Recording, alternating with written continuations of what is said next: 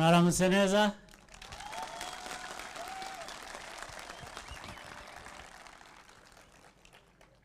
Meya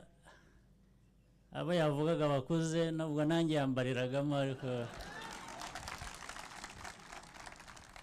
ariko icyo bivuze nuko niba bakuru abakuze nkatwe tubyitabira ubwo abari hasi yacu abari inyuma yacu abari bato mukwiye kubyitabira kurusha sibyo ariko nge nagira ngo mbanze mbasuhuze gusa hanyuma naje kwifatanya namwe ngo tuze hano mu bugororangingo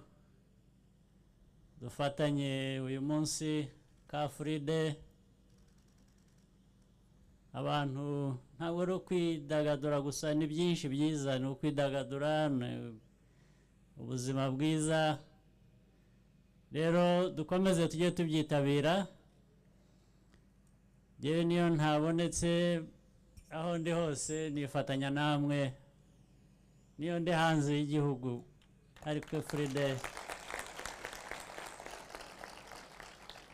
nshaka aho nifatanyiriza namwe ubwo dukomereza aho rero kandi umujyi wagize neza gushaka ahandi hegereye abandi benshi badashobora kuza hano ariko bakabikorera mu gice kibegereye ni byiza rero ni umuco mwiza tuwukomeze kandi niba mwarabibonye twarabitangiye ubu n'ahandi hose ku isi barakurikiza ibyo dukora mwajyaga mubibona bibonye abandi bantu ku isi bitabira nk'ibyo ukora babikurikiza buriya biba bivuze ngo ni byiza